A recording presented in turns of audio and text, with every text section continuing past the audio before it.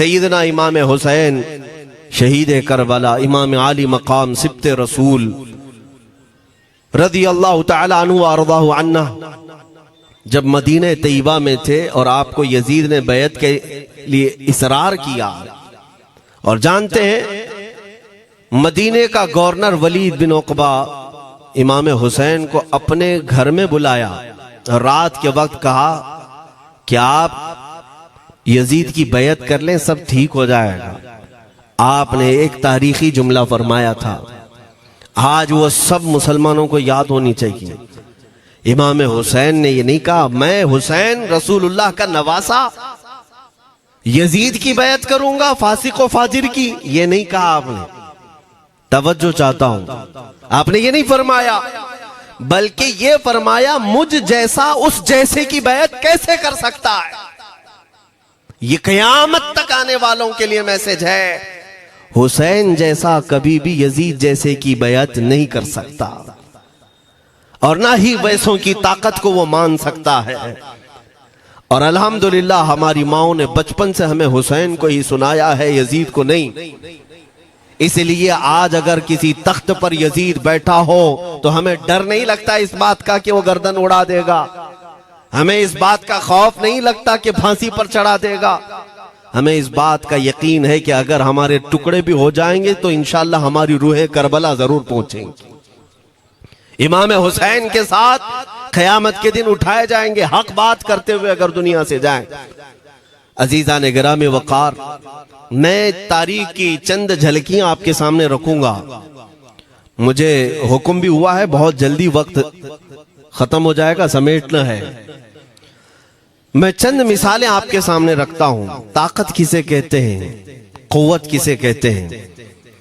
Gym में जाकर body बनाने वाला ताकतवर है, काजू बादाम खाने वाला ताकतवर है, मुक्के मारने वाला ताकतवर है। कौन है ताकतवर? ताकत किसे कहते हैं? मेरे अजीजों, असल ताकत तो ये है कि तुम इस्तेमाल अपने हाथ पैर कुछ भी ना करो, लेकिन खलबली दूसरों में मची रहे। ये असल ताकत है, ये रब ताला की तरफ से दी हुई होती है इनाम में। वरना आप सोच सकते हैं कि हुसैन आजम के साथ जो लोग आए थे वो कुल काफिला कितना था। अलग अलग रिवायतें, इमाम हुसैन के साथ 135 लोग थे, बाज रिवायात में है 96 थे, 96 लोग थे, बाज रिवायत में 82 थे। शहीद होने वालों की तादाद 72 है। लेकिन इस बात पर अक्सर उलमा मुहद्दिसीन का ख्याल है कि 82 लोग थे, 82 लोग थे। 82 के मुकाबिल में कितने लोगों को आना चाहिए रास्ता रोकने के लिए? अगर किसी आम आदमी से भी पूछे तो डबल कर दो, ट्रिपल कर दो, 4 गुना ज्यादा कर दो। नहीं, 82 को रोकने के लिए पहले 1000 लोग आए, फिर वो 1000 के बाद 4000 प्लस आए, 5000 लोग सिर्फ 82 लोगों को रोकने के लिए आए रास्ता। फिर ये लोग 4 दिन तक रास्ता रोकते ही रहे, 5000 लोग मिलकर। 10वीं मुहर्रम होने से पहले पहले फिर तकरीबन 16000 लोग आए, यानी तकरीबन पूरे टोटल मिलाकर 22000 के करीब, 21000 समथिंग कुछ। 22000 की फौज क्या माने रखती है? किसको रोकने के लिए? 82 लोगों को। इसी से समझ में आता है असल ताकत किसे कहते हैं। ताकत इसी को कहते हैं कि उधर 3 दिन के भूखे और प्यासे हैं, उनके खीमों में साजो सामान भी नहीं, जंग के असबाब भी नहीं, और वो जंग की नीयत से भी नहीं गए। उसके बावजूद 22000 के सीनों में जो खलबली मची है, दुनिया इसी को समझ नहीं पा रही है। अगर दुनिया ये समझती है क्वांटिटी का नाम ताकत है तो हम उसको रद्द करते नहीं, क्वालिटी का नाम ताकत है। ईमान ये असल ताकत है। और एक तारीखी बात मैं आपके सामने रखता हूं। इमाम हुसैन का रास्ता रोकने के लिए सबसे पहले यजीद की फौज से जो शख्स आया था उसको हुर बिन यजीद कहते हैं। हुर बिन यजीद अर्रियाई 1000 का लश्कर लेकर के ये इमाम हुसैन का रास्ता रोकने आए। 2 दिन तक इधर उधर घुमाते रहा, और जब जब नमाजें होती रही, इमाम हुसैन मुसल्ला इमामत पर हैं और ये यजीदी इक्तिदा भी कर रहे हैं। हर जमात इमाम हुसैन के पीछे हो रही है। लेकिन मैं आपको बताता हूं 10वीं मुहर्रम से पहले इमाम हुसैन ने खुतबा दिया और यजीदियों से कहा, क्या तुम मेरी हैसियत को नहीं जानते? मैं फातिमा जहरा का बेटा हूं, हैदर कर्रार का नूर नजर हूं, रसूलुल्लाह का नवासा हूं। मेरी निस्बतें क्या तुम्हें नहीं मालूम? तुम मेरे खून से अपने हाथों को न रंगो। मैं तुम्हारे पास ऑप्शन रखता हूं, मैं इस रास्ते से अपने वापस मदीने की तरफ जाता हूं या किसी साहिल की तरफ या दिमश्क जाऊंगा। जंग करना नहीं चाहता तुमसे। ये 3 ऑप्शन जब इमाम हुसैन ने रखा तो यजीदियों ने एक को भी कबूल नहीं किया। वो जंग करना ही चाहते थे, इमाम हुसैन के खून के साथ खेलना ही चाहते थे। लेकिन जो हुर बिन यजीद है, तवज्जो चाहता हूं, जो खुद इमाम हुसैन का रास्ता रोकने के लिए आया, उसके दिल में ये बात आई और उसने आकर के 10वीं मुहर्रम को यजीदियों से कहा, मियां मान लो हुसैन की बात, 3 में से कोई एक बात मान लो, हम जंग नहीं करना चाहते, वो रसूलुल्लाह के बेटे ही तो हैं। तो सारे जो सिपह सालार बड़े बड़े थे, अम्र बिन साद, शिमर वगैरह, हुर बिन यजीद से कहने लगे, तुझे कौन कहता है फैसला करने के लिए? तू सिपाही है, 1000 की नफरी तेरे साथ दी गई है, बस अगर तुझे हमारे साथ रहना है तो मैदान में जमा रह, वरना चला जा, तू सुलह की बातें मत कर। हुर बिन यजीद उसी दिन 10वीं मुहर्रम को उन यजीदियों से कहता, अच्छा अगर तुम मेरे इस बात को नहीं मानते तो तुम्हारी सिपह सालारी तुम्हें मुबारक, मैं हुसैन के खीमे में जा रहा हूं। जो यजीद की तरफ से आया था वो किधर चला गया? मौला हुसैन के खीमे में। कब? सिर्फ 10वीं मुहर्रम, एक रिवायत में 9वीं मुहर्रम को, एक दिन पहले इमाम हुसैन के खीमे में आया, दस्तबोसी की, माफी मांगी और इमाम हुसैन ने कहा, अब तुम जा सकते हो अपने घर। हुर बिन यजीद ने कहा, मैं उस वक्त तक अब आपका साथ नहीं छोड़ूंगा जब तक मेरे जिस्म में आखिरी सांस बाकी रहे, मैं आपके साथ रहूंगा। अब इमाम हुसैन की वफादारी में आने वाला कौन था?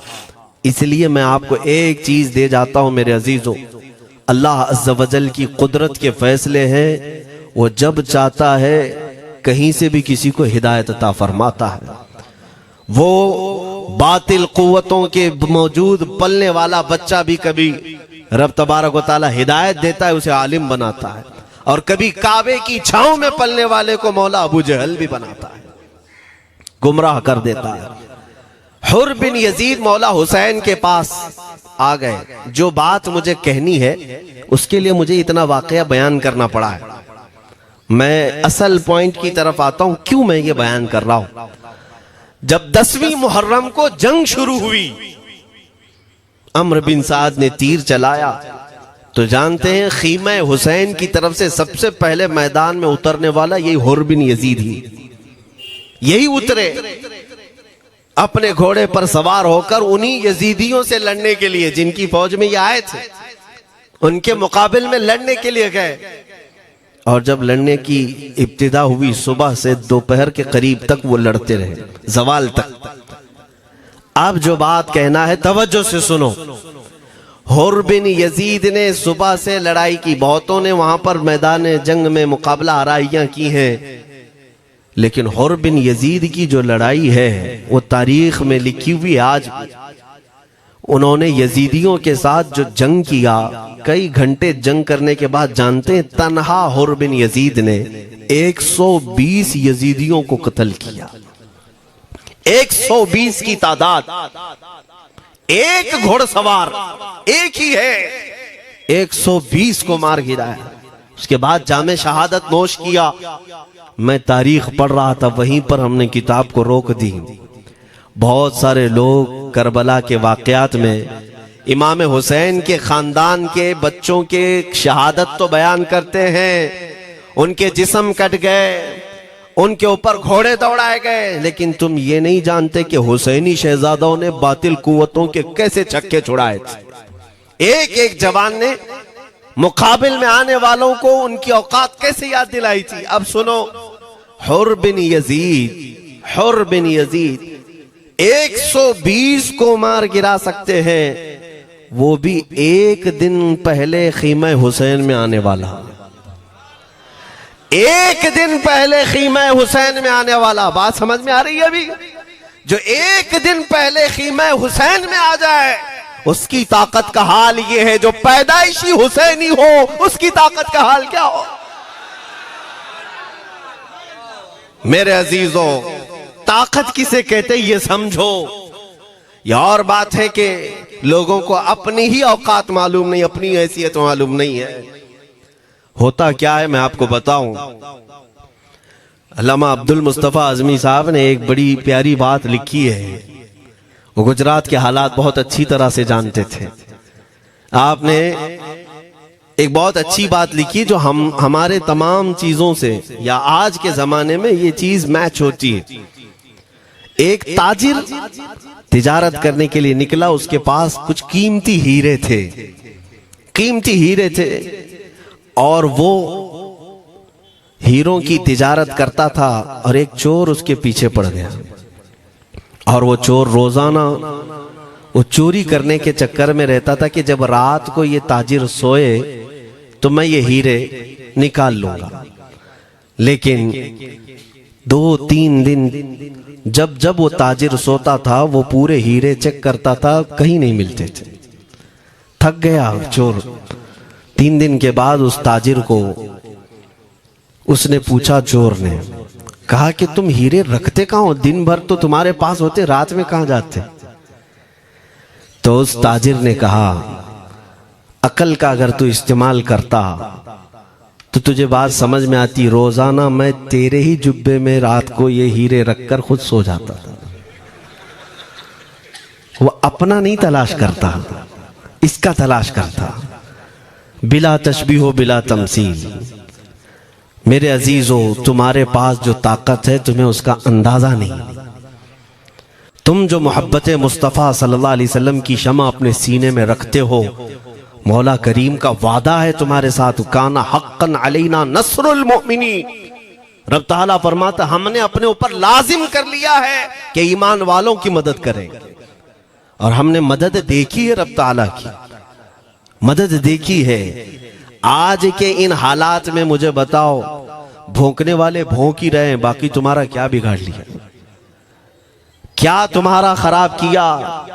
बस ये है कि तुम अपने अंदर खलबली मत मचाओ और ज्यादा खौफ और हिरास में मत जियो। अल्हम्दुलिल्लाह मुसलमान हैं, मोमिन हैं, किसी चोर कौम से तुम्हारा रिश्ता नहीं है। तुम दुनिया की उस अजीम कौम हो जो सिर्फ और सिर्फ अपने रब ताला के हुजूर झुकती है, और अपने रब तबारक व ताला के हुजूर ऐसे झुकती है। मैं चैलेंज के साथ कहता हूं, पूरी दुनिया में कोई कम्युनिटी, कोई कौम ऐसी नहीं है जो अपने खुदा को देखने के बाद ही झुकती है। जिसकी भी जाओ, उनके खुदाओं की तस्वीर वहां पर सामने होती तभी झुकते हैं। वो चाहे ईसाई हो, यहूदी हो, कोई भी हो, उन्होंने कोई ना कोई या मूर्ति बनाई है या तस्वीर बनाई है, तब वो झुकते हैं। तन्हा तुम ईमान वाले हो जो आज तक अपने खुदा को देखा नहीं लेकिन हर दिन सजदा करते हो, तुम्हारा ये ईमान है। और कुरान में शुरू में ही अल्लाह ताला ने जो तारीफ फरमाई सूरह बकरा में, युमिनून बिल गैब, अल्लाह फरमाता है ये वो लोग हैं जो गैब पर ईमान रखते हैं, देखा नहीं। और दुनिया में करोड़ों मस्जिदें होंगी, किसी मस्जिद में अल्लाह की तस्वीर है? किसी मस्जिद में? और या तुम्हें सलातो सलाम पढ़ने के लिए मेरे आका की तस्वीर देखने की जरूरत है? यही तो तुम्हारा ईमान है मेरे अजीजों। मेरे आका को हमने दिल में बसा रखा है, और जब हुजूर पाक की याद आई, बगैर तस्वीर देखे हम खड़े हो जाते हैं। और उनकी मोहब्बत वैसी होती है, हमें किसी तस्वीर और मूरत को देखने की जरूरत भी नहीं होती। तुम्हारी खुसूसियात बहुत हैं। अल्लाह रब्बुल इज्जत ने तुम्हारी पेशानियों को महफूज रखा है, किसी अहरे गैरे के सामने झुकने नहीं दिया। पेशानी मुकद्दस है तुम्हारी। हाँ, ये तो नहीं है कि तुम किसी दरख्त पर भी चले जाओ, पत्थर पर भी चले जाओ, चूहे पर भी झुक जाओ, सांप पर भी झुक जाओ, नहीं है। एक सहाबी हैं, ईमान लाने के बाद वो कहते हैं, या रसूल अल्लाह सल्लल्लाहु अलैहि वसल्लम, दो वाकयात ऐसे हैं जो ज़माने जहालत में हम करते थे। एक वाकया याद करता हूं तो रोना आता है और एक वाकया याद करता हूं तो हंसी आती है। हुजूर ने फरमाया वो दोनों क्या है बताओ। उन्होंने कहा पहला वाकया तो ये है जिसको याद करके रोता हूं कि जवानी में जब हमारे घर बेटी पैदा होती थी तो हम उसका गर्दन मरोड़ कर दफन कर देते थे। आज मुझे वो बात याद आती है तो रोना आता है कि हमने ऐसे कई बच्चियों को दफन कर दिया। अरब वाले दामाद बनाना नहीं चाहते थे और बेटियों को पहले ही मार देते थे। ये वो सहाबी कहते हैं अब याद आती है बात तो रोना आता है। मेरे आका सल्लल्लाहु अलैहि वसल्लम ने फरमाया फिर हंसी किस बात पर आती है। कहते हैं जमाने जहालत में हमारे खुदा जो होते जिनकी हम इबादत करते थे तो जब सफर में जाना होता था तो आटा गूंद करके खुदा बना लेते थे, क्योंकि सफर में जाना है और हर जगह उनको साथ में रखना था खुदा को। वो साहब ही कहते हैं सफर के खुदा और होते थे, हवा का अलग, पानी का अलग, मिट्टी का अलग, सब लेकर के चलते थे। फिर हुजूर ने फरमाया हंसी किस बात पर आती है। वो कहते हैं बीच रास्ते में अगर खाना खत्म हुआ तो कभी खुदा का हाथ तोड़ के खाते थे, कभी पैर तोड़ के खाते थे। अरे मेरे अजीजों 1400 साल बाद आज जब आप हंस रहे हैं उस सहाबी को तो इस बात पर हंसी आती होगी। मैं ये बात सिर्फ इसलिए अर्ज कर रहा हूं कि शुक्र मनाओ अल्लाह रब्बुल इज्जत का कि तुम्हें रब तबारक व तआला ने उस कौम में पैदा किया है जिसका माथा सिर्फ वहदहू ला शरीक की बारगाह में झुकती है। तुम ईमान वाले हो। और मैंने आयत यही तिलावत की खुतबे में, वला तहीनु वला तहज़नु व अंतुमुल अअलौना इन कुंतुम मुमिनीन। घबराओ मत, परेशान मत हो, तुम सबसे ज्यादा सरबुलंद रहोगे अगर तुम ईमान वाले हो। ये कुरान की आयत है। ईमान किसे कहते हैं? ईमान किसे कहते हैं? यानी अल्लाह ने फरमाया अगर तुम ईमान वाले हो तो सबसे ज्यादा कामयाब हो। अब हम पूछते हैं रसूल पाक से ईमान किसे कहते हैं? मेरे आका की जुबान से सुनो, ला युमिनु अहदुकुम हत्ता अकूना अहब्बा इलैहि मिन वालिदिही व वलदिही वन्नासी अजमईन। हजरत अनस से रिवायत है, हुजूर पाक सल्लल्लाहु अलैहि वसल्लम फरमाते हैं तुम में से उस वक्त तक कोई कामिल ईमान वाला नहीं हो सकता जब तक अपने वालिदैन, अपने बच्चे, अपने और सारे इंसानों से ज्यादा मैं उसके नजदीक महबूब ना बन जाऊं। हुजूर से कामिल मोहब्बत जब तक ना करोगे तब तक ईमान भी कामिल नहीं है। खुलासा कलाम यही है कि मोहम्मद से वफा तूने तो हम तेरे हैं, ये जहां चीज है क्या लौह कलम तेरे हैं। बस इसी बात पर आपको आना है। इकबाल भी ये कहता है मैं जर्मनी गया, यूरोप का सफर किया, वहां की तरक्कियों को देखा और वो लोग बहुत आगे बढ़ रहे थे। मैं इसीलिए सफर किया कि मैं वहां तहकीक करके आऊं, देखूं, अपनी कौम को आकर के मैं बताऊं मुसलमानों को कि किस फील्ड में तुम जाओगे तो कामयाब होंगे। साइंस में, फिजिक्स में, ज्योग्राफी में, केमिस्ट्री में, मैथ्स में, कौन सी फील्ड में तुम जाओगे तो ज्यादा माहिर होगे। कई साल इकबाल ने वहां की खाक छानी, तहकीकात किया और वापस जब आया अपनी कौम की तरफ, अल्लामा इकबाल कहते हैं मैं सारी दुनिया वहां की यूरोप की छान करके आया, यही देखने गया था कि मेरी कौम किस मैदान में उतरे तो कामयाब होगी। तो लोगों ने पूछा क्या वो तुम्हें राज मिल गया? वो कहते हाँ मुझे राज मिल गया। लोगों ने पूछा किस मैदान में उतरे? तो इकबाल कहता है मैं तो राज को पहुंचा, अपनी कौम को बताता हूं तुम्हारी तरक्की का राज सिर्फ इतना ही है कि मोहम्मद से वफा तूने, कि मोहम्मद से वफा तूने तो हम तेरे हैं। ये जहां चीज है क्या लौह कलम तेरे हैं।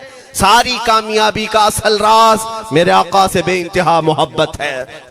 मैं दीनी शख्सियात की बात अपनी जगह पर, जो जिसको आप दुनियावी उलूम कहते हैं, लाओ मैथ्स का कोई बहुत बड़ा माहिर रियाजीदान या कोई साइंटिस्ट आपको ऐसा लगता हो, लाओ मेरे आला हजरत इमाम अहमद रजा फाजिल बरेलवी के सामने। जानते हैं आप उस आला हजरत फाजिल बरेलवी ने 55 उलूम पर अपनी तहकीकात लिख दी हैं। बाकी जानते कितने थे वो अल्लाह ही बेहतर जाने। एक बात मैं आपको बता रहा हूं, मैथ्स में, मैथमेटिक्स में उनके पास ऐसी ऐसी इजादात थी। एक किताब आला हजरत ने लिखी है ज्योमेट्री पर, आज के बच्चे जो कॉलेज पढ़ते हैं वो जानते होंगे। ज्योमेट्री की भी कई उसमें अक़साम लिखी गई हैं, और आला हजरत ने एक किताब लिखी है कश्फुल इल्ला अन सिमतिल क़िबला, क़िबला पहचानने का इल्म। तुम तो आज वो कंपास लेकर के पहचानते हो ना, अब तो मोबाइल में आ गया, मोबाइल को घुमाओ, इधर दिखा रहा उधर, उधर दिखा रहा उधर क़िबला। मेरे अजीजों, इस्लाम मशीनों से नहीं चलता है। इसका सेल चला गया तो क्या तुम्हारा इस्लाम चला जाएगा? इसकी बैटरी चली गई तो क्या तुम्हारा दीन चला जाएगा? नहीं, इस्लाम मुकम्मल कवायद और ज़वाबित के साथ है।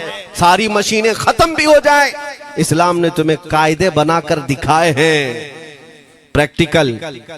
ये क़िबला पहचानने का इल्म होता है।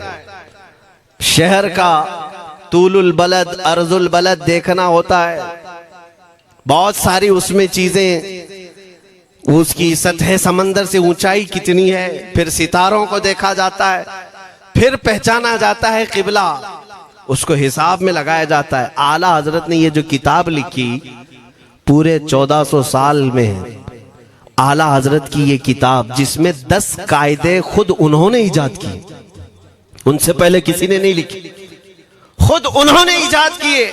और उसके बाद आला हजरत ने चैलेंज के साथ कहा कि मैंने, फकीर ने ये 10 कायदे इजाद किए हैं, इस पर कोई अमल करके क़िबला पहचानना चाहे तो उस पर अमल करके खड़ा हो जाए। अगर हिजाबात हटा दिए जाएं तो काबा उसकी नाक के सामने होगा।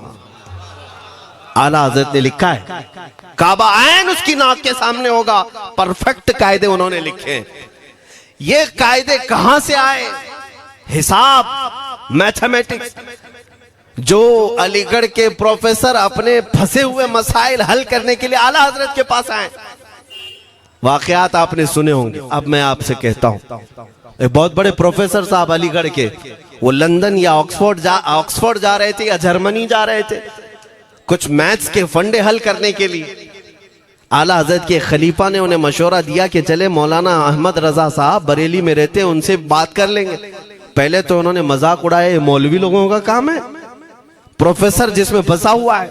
उन्होंने कहा लंदन और जर्मनी जाने में जितना खर्चा आता है उससे कम ही बरेली को लगता है, एक बार ट्राई कर लीजिए। वो आए आला हजरत के यहाँ, वो मौलाना सैयद सुलेमान साहब के कहने पर जब आला हजरत के पास आए, असर का वक्त था, अजान हो चुकी थी, आप मस्जिद की तरफ जा रहे थे। प्रोफेसर साहब से मुलाकात हुई। आला हजरत ने पूछा कैसे आना हुआ? उन्होंने कहा एक बहुत पेचीदा मसले में फंस गया हूं, मैथ्स का, रियाजी का, हिसाब का हल नहीं होता, इसके लिए मैं बाहर का सफर कर रहा था। आपके शागिर्द मौलाना सुलेमान साहब ने कहा कि आपसे मिलने। आला हजरत ने कहा दिखाएं क्या मसला है? उन्होंने कहा इतने शॉर्ट टाइम में ये हल नहीं होगा, नमाज के लिए आप जा रहे हैं। आला हजरत ने फरमाया फिर भी दिखाओ। आला हजरत को उन्होंने वैसे ही खड़े दिखाया। देखते ही आला हजरत ने उंगलियां रखी और कहा इसका यहां से, इसका यहां से, फलां का यहां से, इस तरह आप लगा करके देख ले, मैं असर की नमाज से फारिग होकर आता। वो प्रोफेसर साहब कहते हैं उन्होंने चुटकियों में यूं हल किया, मैं जब बैठ करके उस मसले को लगाया तो तुरंत 2 मिनट में वो मसला हल हो गया। अब जिसके लिए मैं ये वाकया अर्ज कर रहा हूं सुनो। वो हैरत में आंखें फटी फटी रह गई उस प्रोफेसर साहब की। उधर नमाज होने के बाद आए आला हजरत, तो वो अश करने लगे। कहा मौलाना साहब मैं पहली मर्तबा देख रहा हूं कि मदरसे का कोई मौलवी मैथ्स के इतने टफ फंडे को हल कर लेता हो। मौलाना ये तो बताएं ये रियाजी और ये मैथ्स के मसले आपने किससे सीखे? कौन है आपको? किस कॉलेज में, किस यूनिवर्सिटी से आपने सनद हासिल की है? यही मुझे कहना है मेरे से। अब आला हजरत का जवाब सुनो। कहते हैं जनाब मैंने अपने वालिद से सिर्फ प्लस माइनस और मल्टीपल के मसले सीखे, जमा, नफी और ज़रब हमारे वालिद साहब ने बस इतना ही सिखाया। और उस वक्त बचपन में मुझे मंतिक, फलसफा, ये सब किताबें पढ़ने का शौक था। मैं हिसाब के, ज्योमेट्री के ये किताबें लेकर बैठा। मेरे वालिद आए, देखा, पूछा अहमद रजा क्या पढ़ रहे हो? मैंने दिखाया ये मंतिक है, फलसफा है या हिसाब की किताबें हैं। मेरे वालिद ने वो किताबें अपने हाथ में ले ली और कहा, जा रसूलुल्लाह की हदीसें पढ़, सदक़े में सारे इल्म दे दिए जाएंगे। आला हज़रत फरमाते हैं, उसके बाद मैंने अपनी जिंदगी मेरे मुस्तफ़ा के कदमों में लगा दी। ये जो आप देख रहे हैं ये मेरे मुस्तफ़ा के कदमों से छन कर मुझे मिला है। बस बात समझ जाओ, ताकत इसी को कहते हैं। नबी पाक सल्लल्लाहु ताला अलैहि वसल्लम से बेइंतहा मोहब्बत करने वाला वो दुनिया के किसी मैदान में भी तन्हा नहीं होता, तन्हा नहीं होता। अजीजा ने गिरामी वक़ार, मैं इस बात की तरफ आपको ले जाता हूँ। एक सहाबी हजरत सलमा बिन अकवा रदियल्लाहु ताला, इनको राजिलु रसूलिल्लाह कहा जाता है। हुजूर सल्लल्लाहु अलैहि वसल्लम के ऐसे सिपाही जितने गज़वात में गए, जितनी जंगों में गए, कभी घोड़े पर नहीं बैठे, पैदल।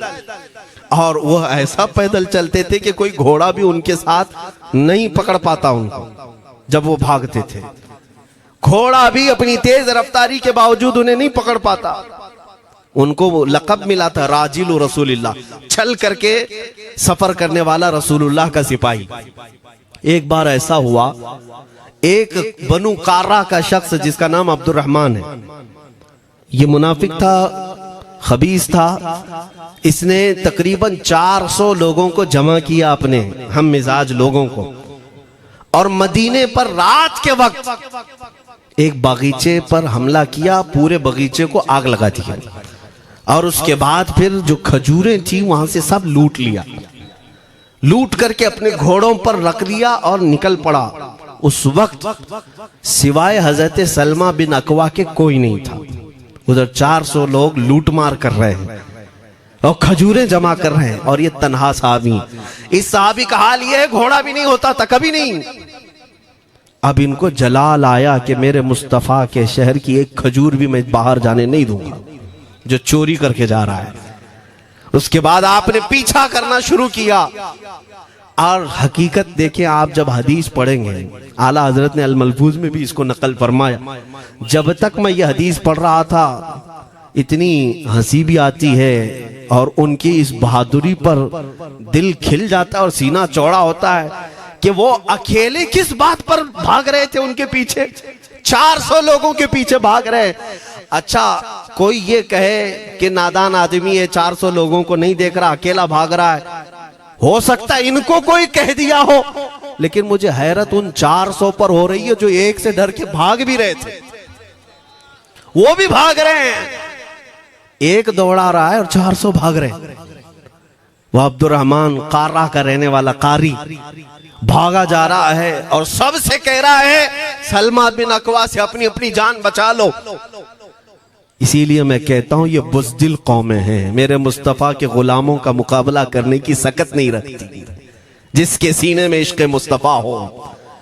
400 भागते रहे और ये भगाते रहे बहुत दूर तक। जब हज़रत सलमा बिन अकवा भागते थे तो घोड़े भी पीछे पड़ जाते, और आप जैसे जैसे कोई घोड़सवार आता उसकी टांग पकड़कर खींचते और उसकी गर्दन पर पैर रखते, फिर आगे निकल पड़ते थे। न जाने कितनों को उन्होंने तन्हा अपने हाथों से गिराया, कोई मुकाबला करने को तैयार नहीं। गिराते भी हैं और उनकी गिरी हुई खजूरें जमा भी करते हैं कि मुझे मदीने वापस ले जाना है।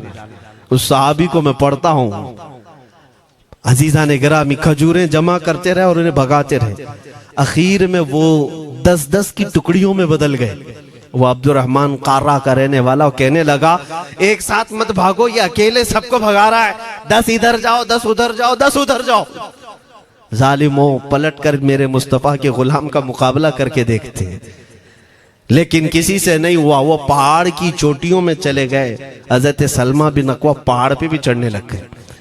तो अब्दुर्रहमान कार्रा वो कहता है वहीं से चीख करके, सलमा बिन अकवा तुमको क्या चाहिए, क्यों पीछा कर रहे हो? कहा, मैं शहर रसूल की एक खजूर भी जब तक तुम्हारे पास होगी पीछा करता रहूंगा। उसने वहीं से अपने सारे साथियों को पुकार कर कहा, सारे लोग खजूरें फेंक दो, अपनी जान बचा लो। सबों ने खजूरें दे दी।